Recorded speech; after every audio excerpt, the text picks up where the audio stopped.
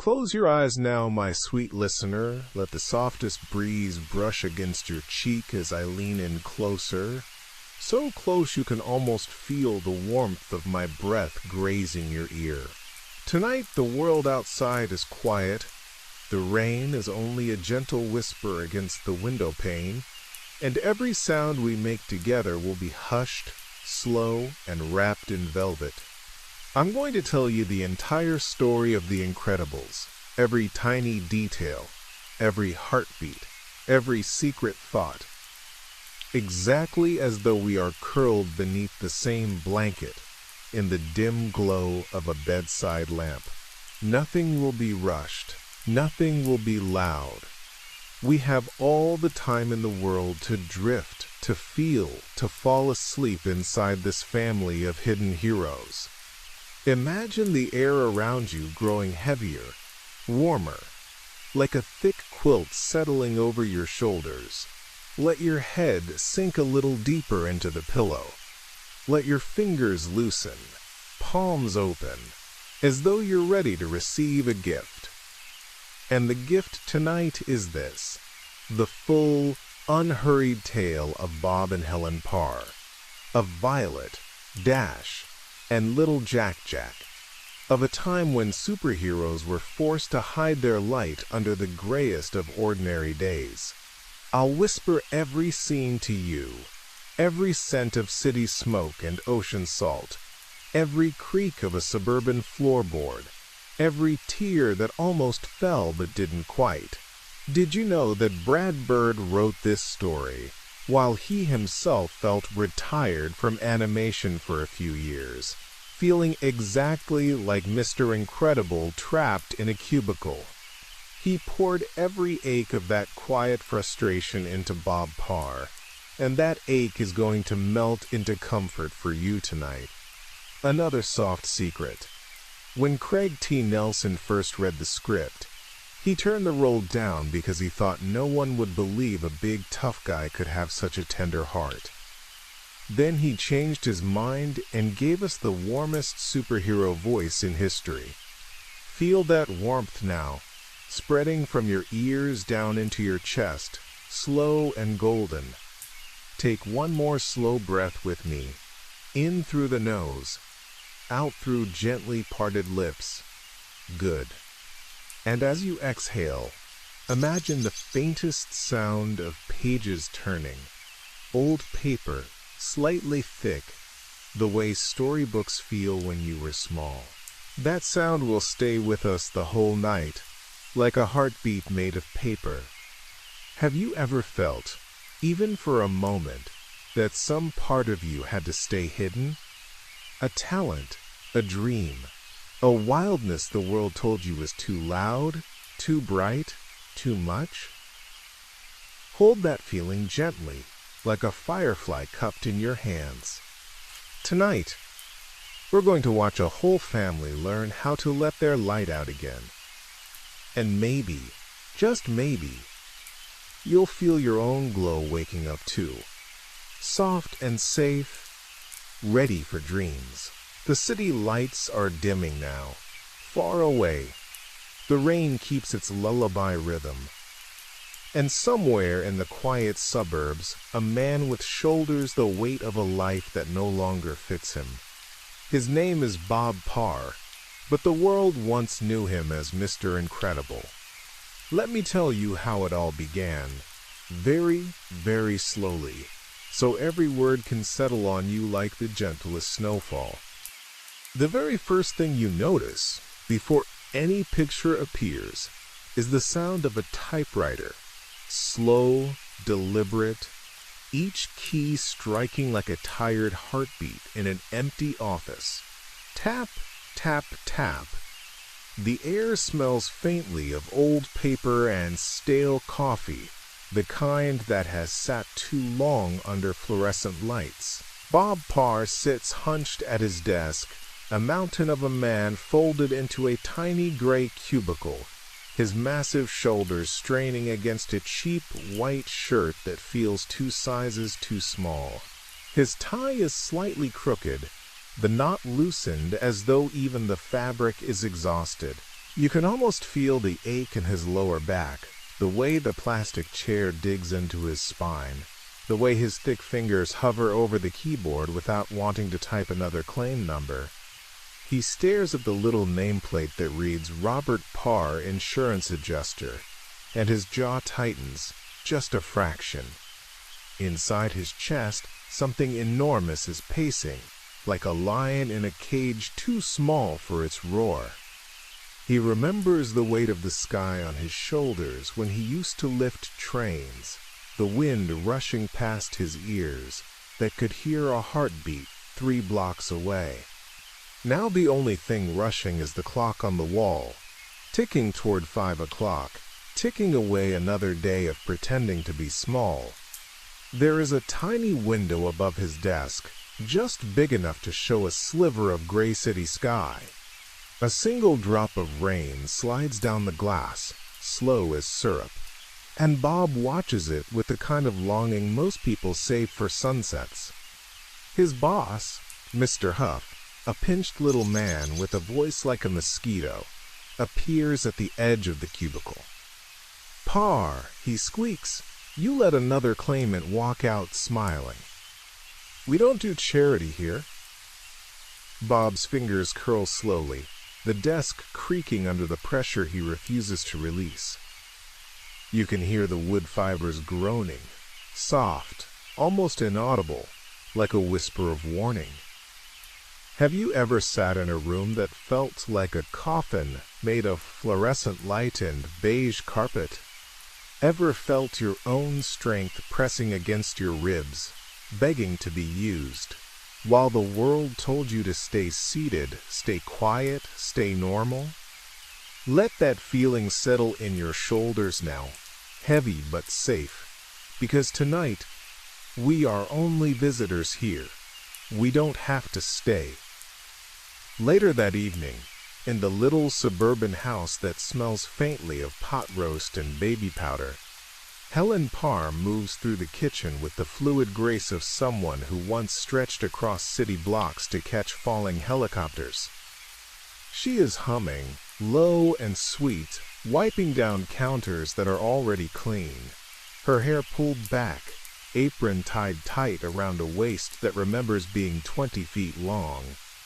The radio plays something soft and jazzy, barely louder than the rain against the window. She pauses to watch Bob come through the door, his suit jacket slung over one arm, shoulders sagging like a bridge carrying too much weight. Their eyes meet. No words yet, just the tiniest tilt of her head, the smallest softening around her mouth that says, "I see you, I know, I'm still here." She reaches out, brushes an invisible speck from his lapel, lets her fingers linger on the fabric a second longer than necessary. The touch is elastic, gentle, stretching across 15 years of marriage and 15 years of hiding. Upstairs, Violet is practicing invisibility again, not on purpose this time. She stands in front of her bedroom mirror, arms wrapped around herself, long dark hair falling like a curtain over her face. The mirror only shows the empty room behind her. She whispers, "See? Nobody there."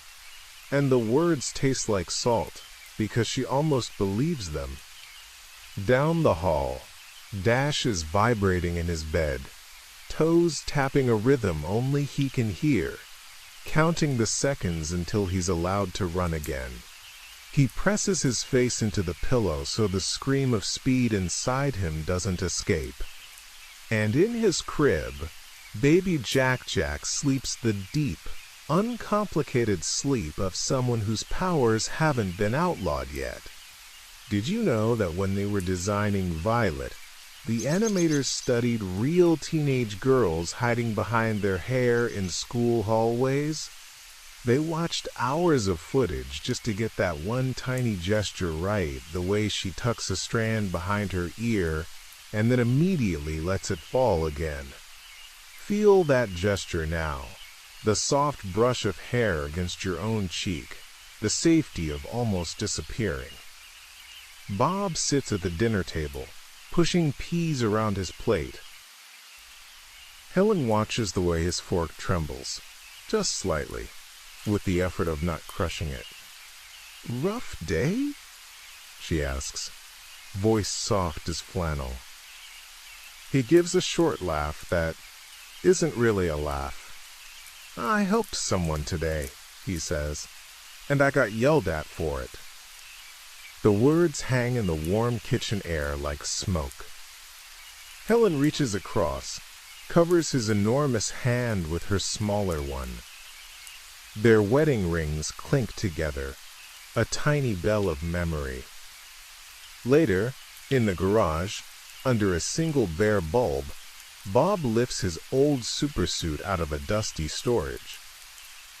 The red fabric is still bright, almost defiant. He holds it up to the light, turns it slowly, as though greeting an old friend who never stopped believing in him. The material still carries the faintest scent of smoke and sky. He presses it to his face for a moment, eyes closed, breathing in the memory of wind and applause and being needed. The bulb flickers once, like it understands. Have you ever pulled something precious out of a box and felt 15 years collapse into a single heartbeat? Let that heartbeat slow now, thump, thump, thump, matching the gentle rhythm of rain on the soft creak of the garage door as Bob carefully folds the suit away again, because tomorrow is another day of pretending. But tonight, in the quiet, something inside him has started to stretch, just a little, reaching for more room. And you, dear listener, feel your own chest rising and falling, slowly, freely. The house is asleep now. The rain is a lullaby. And somewhere in the dark, a man who was told to be small is remembering how big he truly is. The next morning arrives wrapped in pale gray light, the kind that makes everything feel underwater. Bob drives to work in the tiny beige car that always smells faintly of spilled juice and old French fries. The windshield wipers move in slow, hypnotic arcs, left, right, like a metronome counting down to something he can't yet name. He parks, sits for a long moment with both hands still on the wheel, staring at the insurance building as though it might bite him. Inside, the fluorescent hum is already waiting. The same stale coffee smell, the same squeak of Mr. Huff's shoes on linoleum. But today, there is a message on his desk, handwritten on thick, cream-colored paper that feels expensive against his fingertips. The ink is dark, almost wet-looking. "Mr. Incredible, I know who you are. I have a job for you. Money, no object. Come alone." No signature, only a tiny stylized S at the bottom, elegant and sharp. Bob's heart does something it hasn't done in 15 years. It leaps. He folds the note carefully, slides it into his breast pocket right over his heart, and the paper crinkles softly, like a promise. That evening he tells Helen only half the truth. A client wants a private consultation, he says, trying to keep his voice casual, but it rumbles too deep, too eager. Helen pauses while drying a plate, the dish towel suspended in midair. She stretches her neck just a fraction the way she used to before leaping between skyscrapers, reading him the way only she can. "Be careful, Bob," she whispers, and her fingers brush the back of his neck. Warm, elastic, lingering. She doesn't ask more. She already knows he is halfway gone. Have you ever felt a secret burning a hole in your pocket, warm and dangerous, making your skin tingle every time you move? Let that warmth spread now, slow and safe, from your chest down your arms, loosening every muscle as we follow Bob into the night. A sleek, black limousine waits at the corner, raindrops sliding off its roof like liquid mercury. The driver never speaks, only opens the door with a white-gloved hand. Inside smells of new leather and ozone. Bob sinks into the seat, the leather creaking softly under his weight, and the car glides away so smoothly it feels like floating. Through tinted windows, the city blurs into streaks of red and gold, streetlights smearing like wet paint. He closes his eyes and for the first time in years feels the old thrill humming in his bones. They arrive at a private airstrip where a silver jet waits, engines already purring low and steady, a dragon ready to fly. The stairs unfold with a hushed mechanical sigh. Inside the cabin everything is cream and chrome, champagne chilling in a bucket, though Bob doesn't touch it. He sits, buckles the seatbelt across his broad chest, and watches clouds swallow the city below. The engines rise to a gentle roar that vibrates through the seat, through his ribs, through the old suit he's wearing under his coat tonight, just in case.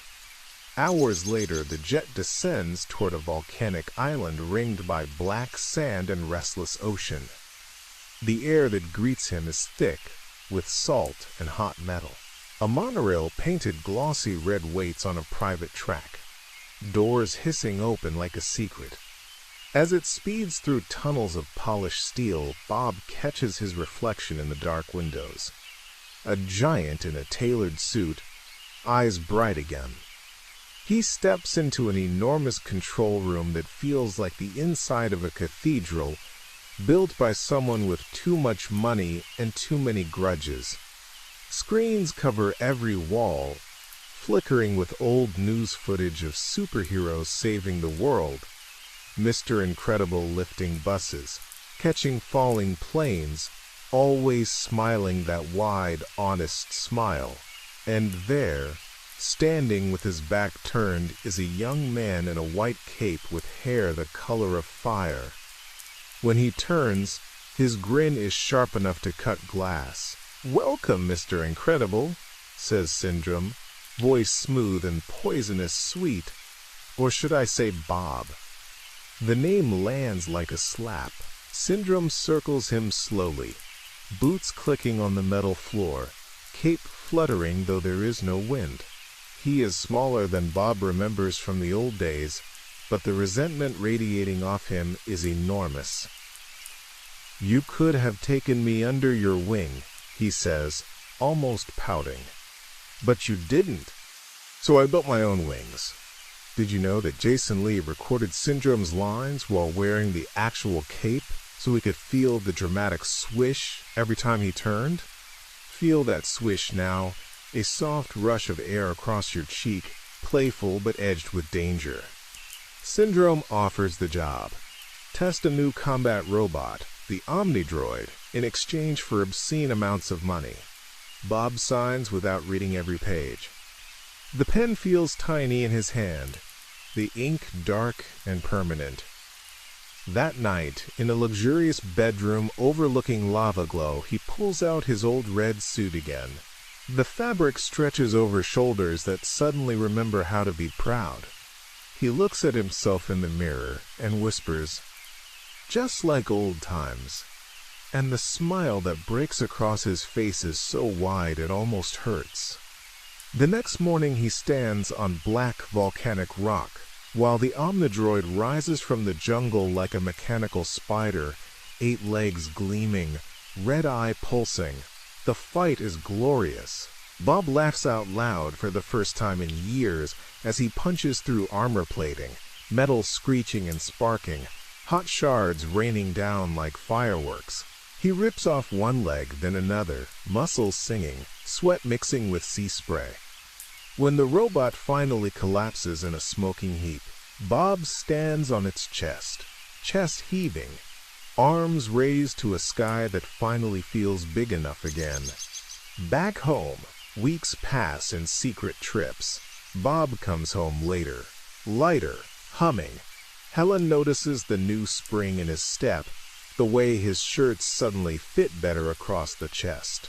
She finds volcanic ash in his coat pocket one night and says nothing, only folds the coat very carefully, fingers lingering on the rough black dust. Violet notices her father smiling at the dinner table and almost forgets to hide behind her hair. Dash notices Dad ruffling his hair with real strength again and grins so wide his cheeks hurt. Have you ever watched someone you love you quietly while you were busy chasing a ghost of who you used to be? Let Helen's quiet love settle over you now, soft as a blanket, warm as breath against the back of your neck. But secrets have weight.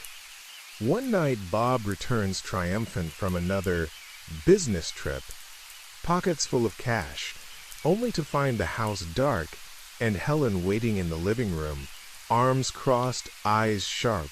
She holds up the torn, patched shoulder of his old supersuit she found hidden in the attic. The silence stretches, thick and trembling. "Tell me this isn't what I think it is," she says, voice low. Bob opens his mouth, closes it. The lie dies in his throat.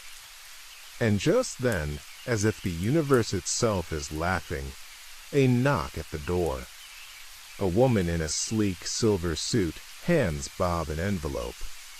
"Congratulations, you've been activated. Inside. Coordinates, a time, and one word, emergency." Helen's face goes very still. She stretches one arm across the room, plucks the old Elastigirl suit from its hiding place behind the water heater, and the fabric unfurls like a banner. "If you're going," she says, voice trembling only a little, "then we're all going." Outside, the rain has stopped. The air smells clean, electric. And somewhere far away, an island waits, and a trap is closing. But tonight, in this quiet moment before everything changes, Bob looks at his family, really looks, and feels something vast and tender open inside his chest. The private jet slices through the night like a silver needle, engines purring so low they feel more like a heartbeat than sound. Helen sits rigid in the cream leather seat, fingers laced tightly in her lap, knuckles pale. She is wearing the old blue Elastigirl suit again for the first time in 15 years. The fabric clings to her like memory itself, cool and stretchy, smelling faintly of cedar from the attic trunk. Every few minutes she flexes her wrists, just to feel the material slide and give, reminding herself she can still become anything she needs to be. Bob sits opposite, enormous in the narrow seat, staring at his own hands as though they belong to a stranger. The coordinates are burned into his brain. Nomanaisan Island. He can still taste the volcanic air from his last visit, metallic and hot, and the guilt tastes worse. Dash bounces his knees so fast the seat vibrates. Violet has pulled her hood up, hair completely covering her face, only the faintest shimmer where her force field flickers nervously around her like heat haze. Jack sleeps in a carrier between them, tiny fists curled, completely unaware that the entire family is flying toward a lie Bob told. Have you ever sat in perfect silence while the people you love most carried your secret like a live grenade? Feel that hush now, thick and velvet, pressing gently against your eardrums. Let it soften every edge inside you. They land on a hidden airstrip carved into the jungle. The moment the door opens, humid air rushes in, heavy with orchid sweetness and distant sulfur. Cicadas scream in waves.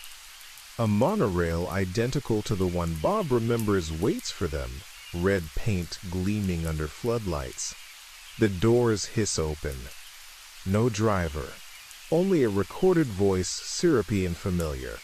"Welcome back, Mr. Incredible and family." Syndrome's laugh echoes through the empty car as it accelerates into the dark tunnel. Helen's hand finds Bob's. Her fingers stretch an extra inch just to lace more tightly through his. The control room is exactly as Bob left it, only now every screen shows live feeds of the Parr family walking straight into the trap. Syndrome steps out from behind a wall of glass, arms wide, cape billowing though there is no breeze. His hair brighter, smile sharper. "I upgraded," he says, gesturing to the new Omnidroid suspended above them like a black metal moon. Larger, sleeker, learning. And I thought, why stop at killing just one has-been when I can wipe out the whole sentimental set? He snaps his fingers. Metal restraints snap around Bob's wrists, magnetic, unbreakable even for him. Violet screams. Her force field blooms instinctively, a shimmering violet bubble that knocks two guards flying. Dash blurs into motion, a streak of red and noise, but laser grids slice the air, forcing him to skid and tumble. Helen stretches, arms elongating like blue ribbons, wrapping around her children, pulling them close even as Syndrome's remote control sends the Omnidroid crashing down. The floor buckles. Alarms howl soft and red. Bob strains against the restraints, veins standing out on his forearms. Teeth gritted so hard you can almost hear the enamel creak. Syndrome leans in close enough that Bob can smell his peppermint gum. "You know what I love most?" he whispers. "Watching you realize you brought them here to die." But Helen's eyes narrow. She stretches one arm impossibly far, farther than she has in years, fingers becoming thin as wire, slipping between the molecules of Bob's restraints. You can almost feel the microscopic tug, the gentle pop as the magnetic field flickers. Bob's arms come free. The sound he makes is half roar, half sob. He lunges, but Syndrome is already retreating behind blast doors, laughing that same childish, wounded laugh. Did you know the animators spent months perfecting the exact way Elastigirl's suit stretches without ever looking sexualized, always elegant, always maternal? Feel that elegance now, a cool ribbon of fabric sliding across your own arms, protective, limitless. The family runs, corridors of polished steel, emergency lights strobing crimson. Dash's sneakers squeak on the floor as he skids around corners. Violet throws force fields like soap bubbles, deflecting rockets that explode in slow orange blossoms against her shields. Jack, still in his carrier on Helen's back, starts to fussing. His little face flushes red, eyes glowing faintly. Helen whispers, "Not yet, baby. Mommy's busy." But her voice shakes. They burst into an enormous rocket hangar, just as Syndrome's escape ship powers up, thrusters glowing white-hot. The heat shimmers, warping the air. Bob grabs a massive fuel hose, muscles bunching like bridge cables, and hurls it. The hose whips through the air like a living thing, wrapping around the ship's landing gear. Syndrome guns the engines. The hose stretches, groans, metal screaming. Bob plants his feet, veins popping, refusing to let go. Helen stretches herself into a living parachute, arms and legs extending into wide blue sails, catching Dash and Violet as they leap from a collapsing catwalk. They land softly on her body, which cushions them like a giant inflatable slide. Violet looks up at her mother, eyes wide behind her mask, and for the first time whispers, "You're amazing." Helen's smile is small and fierce. "So are you, baby. Have you ever been caught mid-fall by someone who refused to let you break?" Let that memory, real or wished for, wrap around you now, warm and unbreakable. The ship drags Bob across the hangar floor, sparks flying from his boots. He roars, digs his fingers into the concrete, leaving 10 furrows. The hose snaps. The recoil sends the ship spinning. Syndrome screams as it crashes into a fuel tank. Explosion blooms slow and golden. Bob shields his face with one massive forearms, heat licking at his suit, but he is already running toward his family. They steal a smaller rocket, barely fitting inside. Helen pilots, fingers dancing over controls she hasn't touched since before Violet was born, but muscle memory is kind tonight. The island shrinks beneath them, then erupts in a volcano of firework as the Omnidroid's power core goes critical. The shockwave rocks the ship. Coffee cups rattle in their holders. Jack finally wails. In the trembling cabin, Bob pulls Helen against him, arms so tight she can barely breathe, but she stretches just enough to hug him back twice over. Dash is laughing and crying at once. Violet lets her force field drop for the first time all night and simply leans into her father's side, hair falling away from her face. The stars outside the window look close enough to touch. But Syndrome is not finished. His cape catches the wind as he rockets after them on emergency thrusters, face twisted with 15 years of rejection. He slams against the hull, metal dents under his gauntlets. Inside, the family braces, and then, in the tiniest moment no one will ever forget, Jack's diaper bursts into flame. His eyes glow devil red. He levitates, body shifting, metal, fire, monster, baby again. Syndrome's triumphant grin falters. The cape snags in the jet turbine. The sound is soft at first, fabric tearing, then a sickening whirl as the engine devours it. Syndrome's scream is brief. The explosion lights the sky behind them like a second sunrise. Silence falls inside the rocket, broken only by Jack's hiccuping giggle as he floats back into Helen's waiting arms, once again just a baby in footy pajamas. Have you ever watched a nightmare unravel in slow motion and realized the real miracle was the ordinary love holding everything together? Let that miracle settle over your heart now, gentle, glowing, permanent. The rocket glides home on autopilot. Dawn paints the clouds peach and lavender. Bob rests his forehead against Helen's, both of them breathing the same air, recycled and metallic but sweeter than anything on Earth. Violet reaches over, shyly tucks a strand of hair behind her ear, and leaves it there. Dash finally stops moving, curls into his mother's stretched arm, asleep before his head touches her shoulder. They land softly in their own backyard, just as the newspaper boy tosses the morning paper onto the driveway. The headlines will wait. For now there is only the sound of 5 hearts learning how to beat in the same rhythm again. The morning after the island is so quiet it almost hurts. Sunlight pours through the kitchen window in thick golden bars, catching dust motes that drift like slow-motion snow. The house smells of burnt toast and baby formula and something indefinably new, like the air after a thunderstorm has washed every secret clean. Bob stands at the stove, spatula in one enormous hand, flipping pancakes with the same careful precision he once used to catch falling airplanes. The spatula looks comically small, a child's toy, but he wields it with reverence.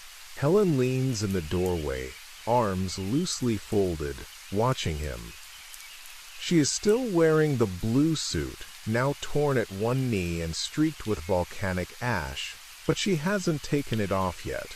She says it feels like shedding skin if she does.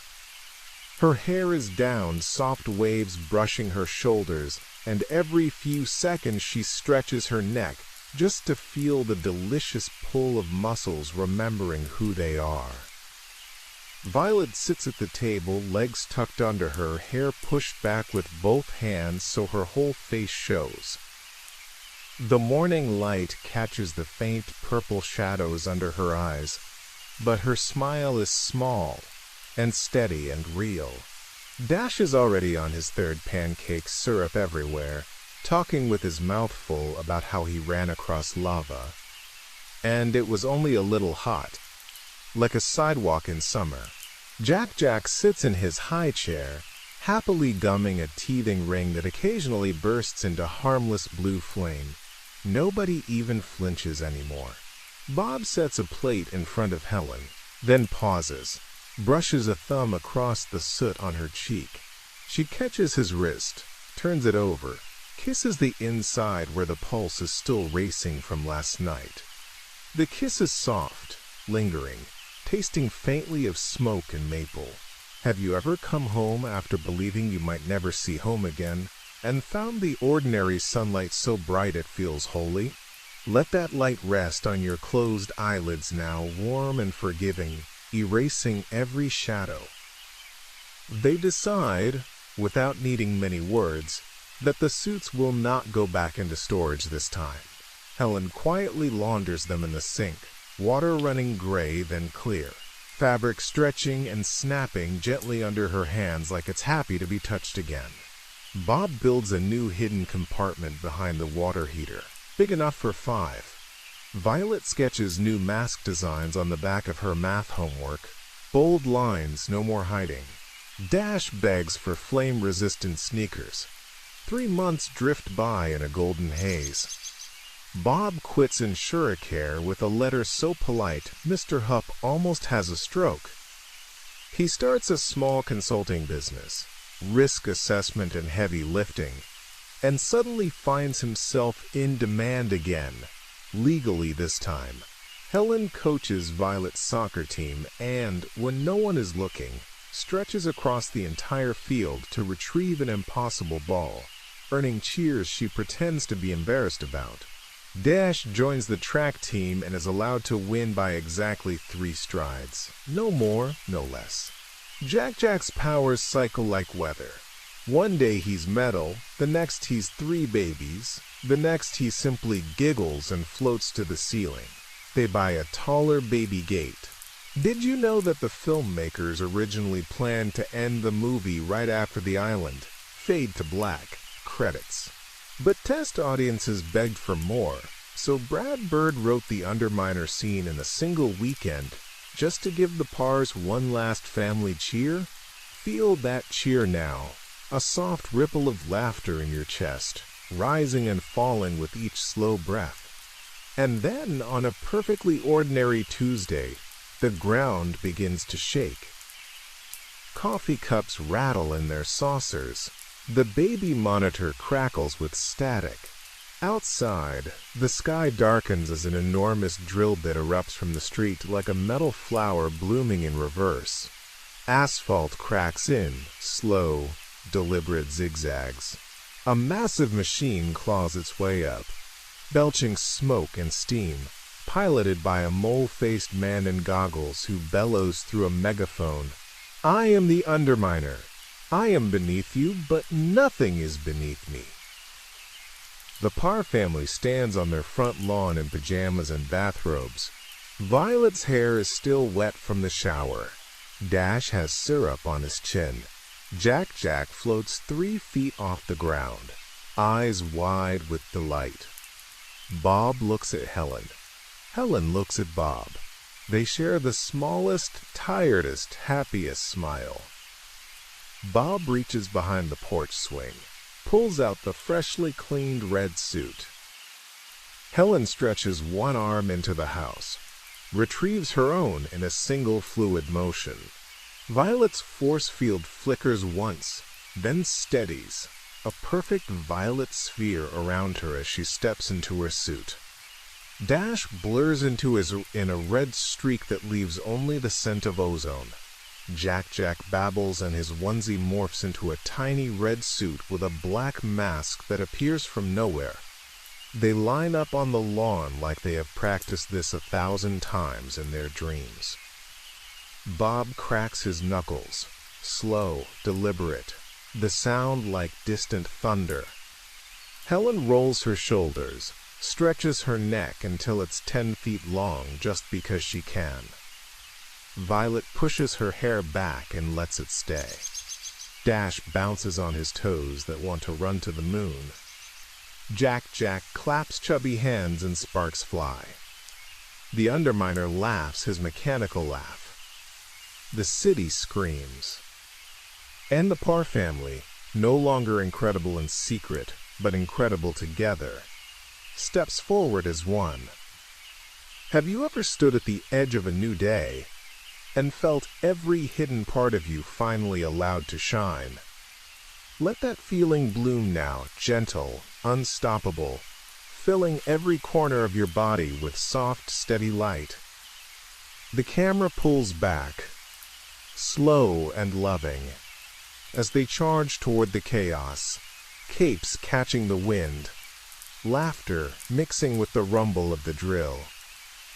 The screen fades to black on the sound of 5 hearts beating in perfect, fearless rhythm. And somewhere, in the velvet dark behind your eyelids, they are still running, still laughing, still keeping the world safe so you can sleep without fear tonight. You are safe. You are loved. You are, in your own quiet way, incredible. Let the rain resume its whisper against the window. Let the pages of this long, long story settle closed. Let every muscle go loose, every thought go soft. The Parrs have the watch now. All you have to do is breathe, drift. Good night, sweet dreamer. Sleep deep. I'll be right here, whispering, until morning finds you whole. Wait, I still owe you the final piece. One more gentle breath, and I'll bring the outro to you, soft as moonlight. Ready? The house is dark now, only the faint glow of the baby monitor painting slow green waves across the ceiling. Outside, the rain has softened to the gentlest drizzle, the kind that makes the whole world feel laundered and new. Inside your chest, your heartbeat has slowed to match the rhythm of sleeping children and sleeping heroes. Every scene we walk through together tonight has left a tiny ember of warmth somewhere in you.